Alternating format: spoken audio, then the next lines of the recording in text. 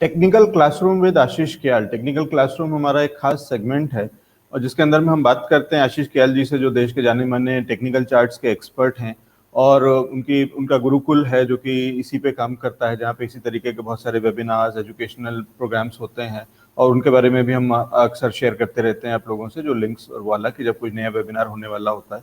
और आशीष क्याल जी का जो ये गुरुकुल है वहाँ से हम कुछ उसके अंश उनके कोर्सेज के निकाल करके ला रहे हैं आपके लिए, जिससे कि आपको एक आइडिया लगे कि किस तरीके से टेक्निकल चार्ट्स को पढ़ करके आप बाजार में मुनाफा कमा सकते हैं। तो जैसा हमारा थीम है अर्निंग विद लर्निंग, तो लर्निंग बहुत ज़रूरी है और उस लर्निंग के लिए हमारे जो टीचर हैं वो हैं आशीष क्याल जी। आशीष क्याल जी, बहुत बहुत स्वागत है आज फिर हमारे साथ में।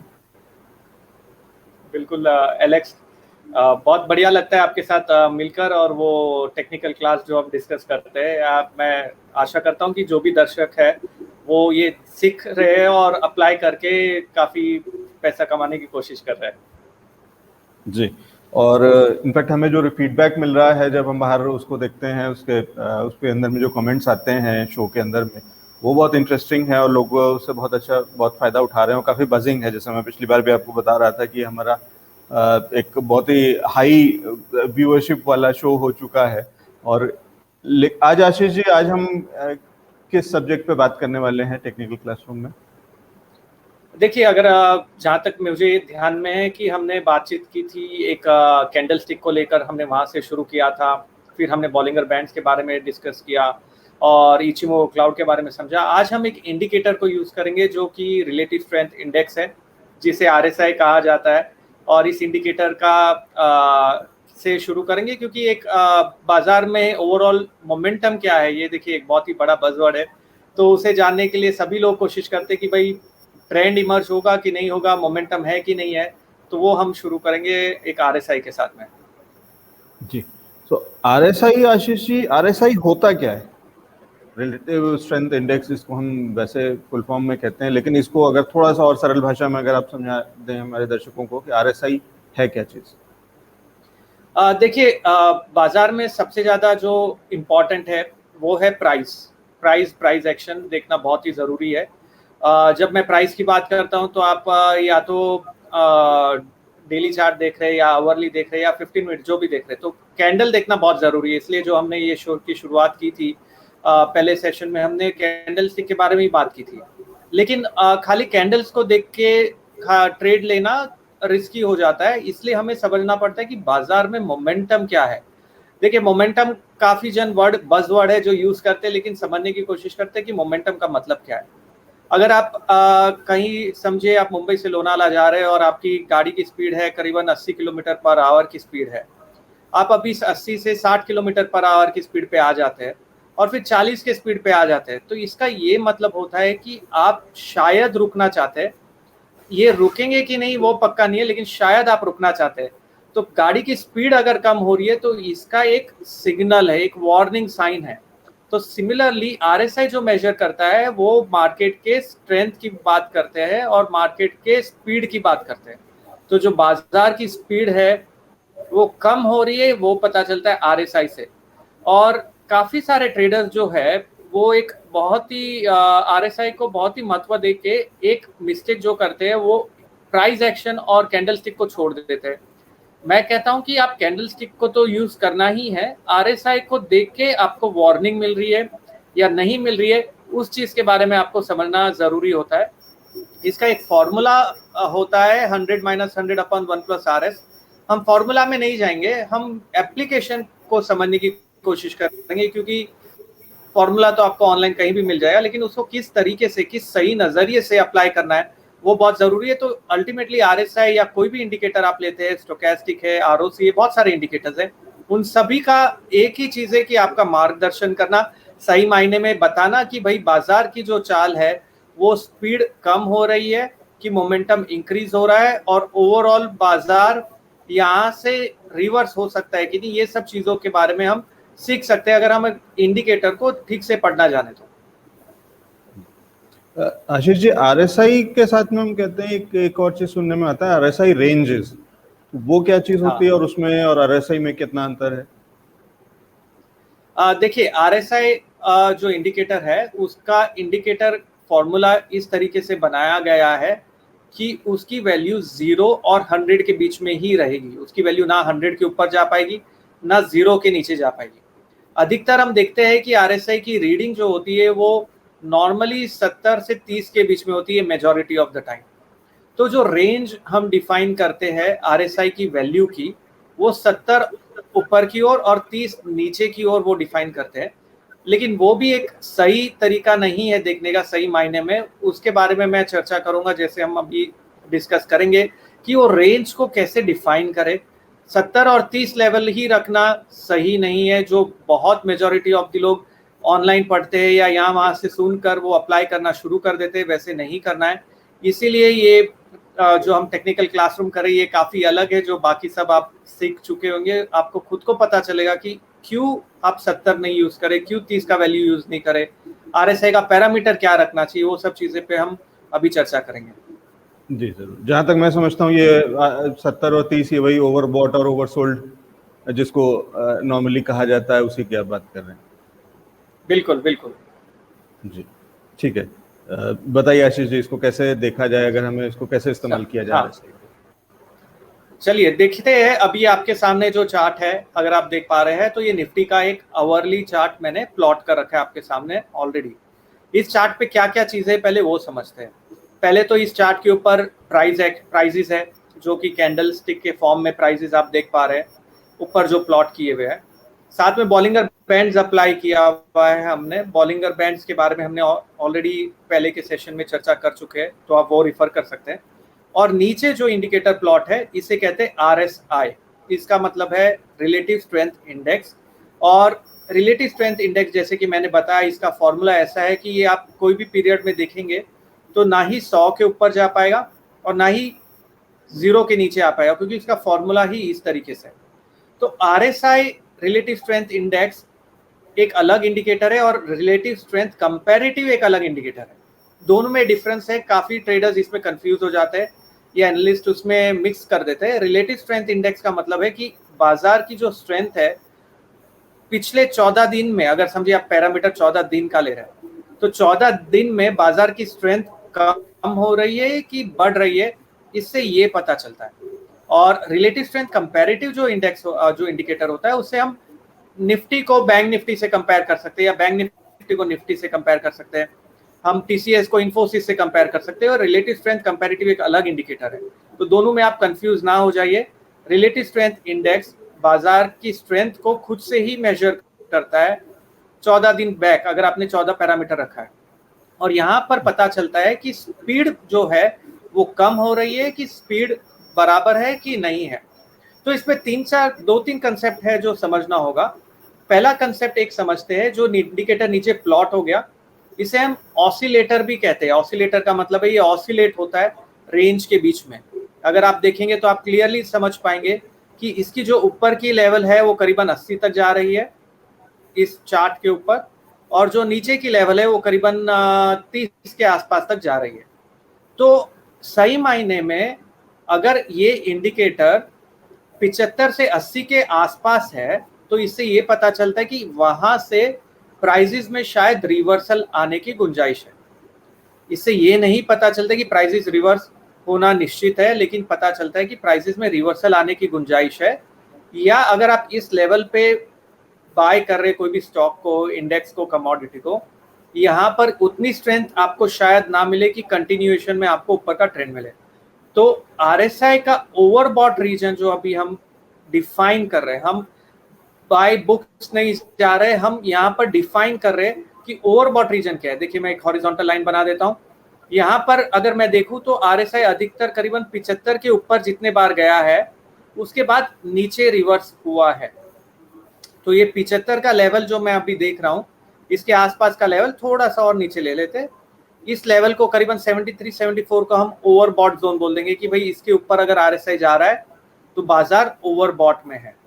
सिमिलरली जो नीचे का लेवल हम डिफाइन करेंगे वो एक और हॉरिजॉन्टल लाइन बना देते हैं हम, और यहाँ पर एक ये लाइन बना दी मैंने, ये एक ओवरसोल्ड जोन हम डिफाइन कर रहे हैं। अभी oversold zone current market scenario के हिसाब से करीबन इसके इस लेवल के आसपास है, 34-35 के आसपास। मैं थोड़ा जूम इन करता हूँ।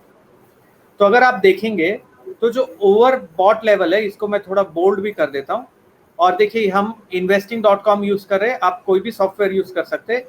ये खाली सुविधा है कि ये फ्री है और आपके पास अवेलेबल है, तो आप इसे यूज करिए या कोई भी और यूज करिए। वी आर नॉट रिकमेंडिंग कि आप यही सॉफ्टवेयर यूज करिए। मैं यहाँ पे खाली ये थोड़ा बोल्ड कर देता हूँ जिससे आपको ठीक से दिखे। तो ये जो लेवल मैंने हॉरिजॉन्टल लाइन में बनाया है वो लेवल हो गया ओवरबॉट, इसके ऊपर का लेवल RSI के लिए। और जो नीचे मैंने बनाया है इसके नीचे अगर RSI गया तो ये हो गया ओवरसोल्ड ना। इसका क्या मतलब होता है? इसका मतलब होता है कि अगर RSI का रीडिंग 75 के आसपास है या उसके ऊपर है तो बाजार में काफी दूर तक मूवमेंट आ चुका है।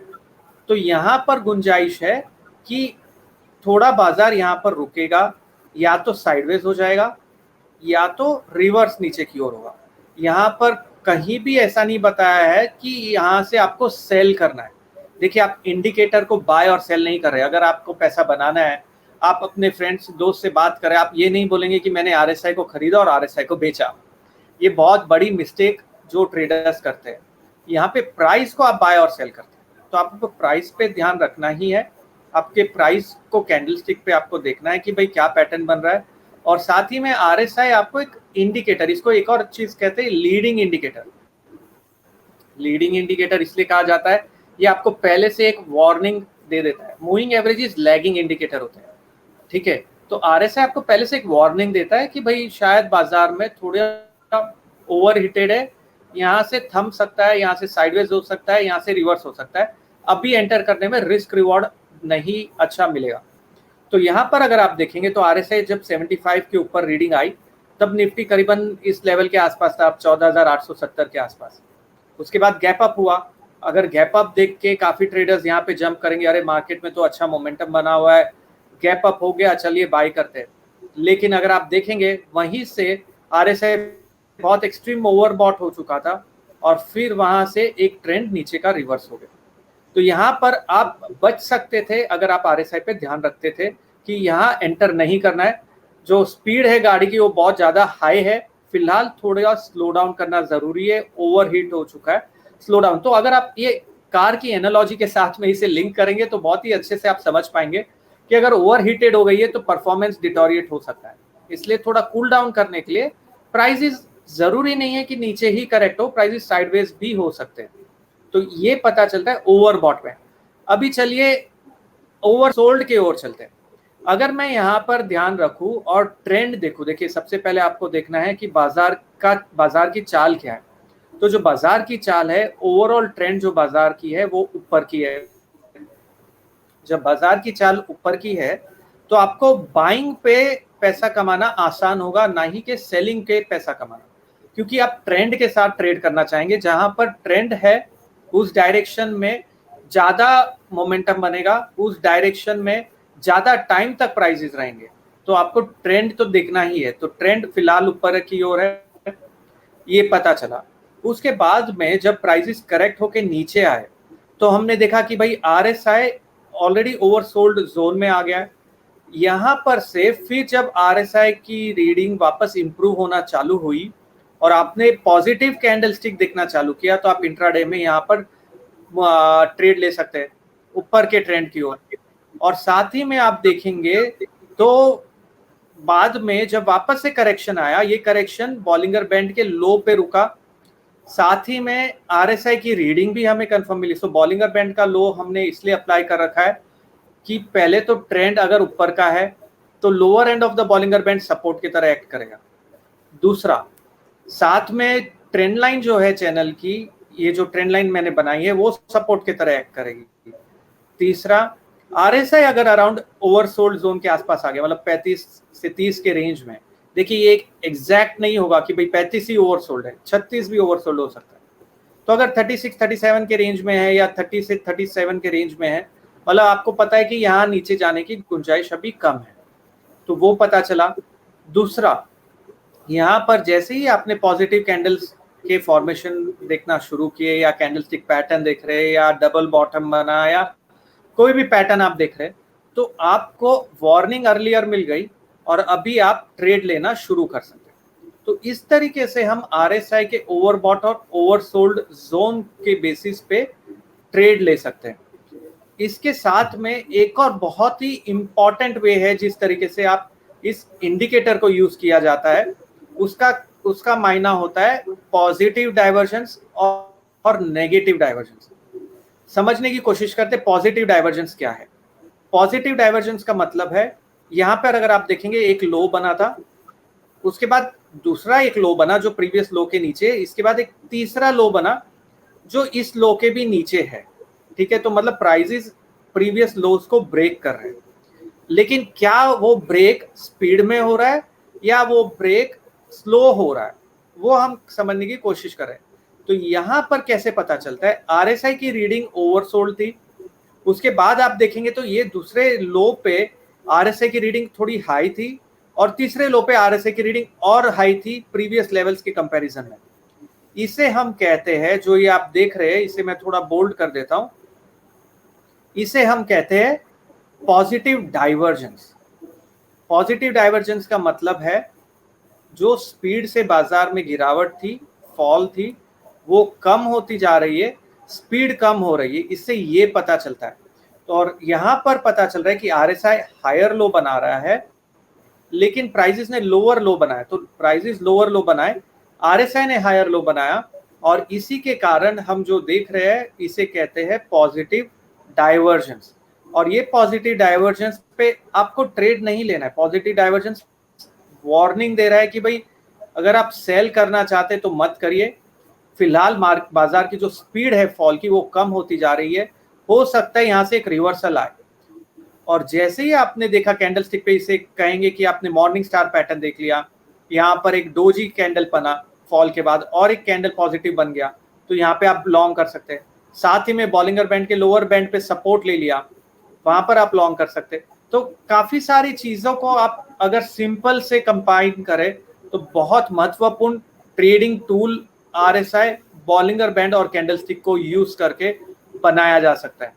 सिमिलरली एक और चीज यहाँ पर है, चलिए अगर अभी की बात करें, बाजार ने हाई बनाया है लेकिन RSI फिलहाल 68 के आसपास ही ट्रेड कर रहा है।